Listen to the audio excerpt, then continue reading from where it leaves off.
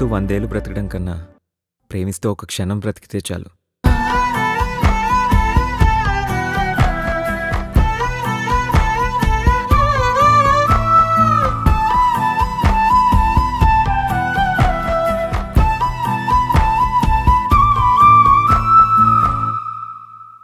It was a fantastic film for Chiranjeevi Garu's comeback.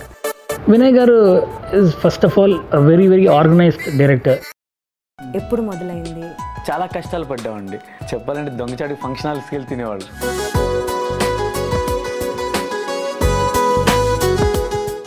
ఈ కౌగిలి అర్థం, ఈ చీకటి శబ్దం నా చెవిలో చెప్పెను, it's time for love and love forever.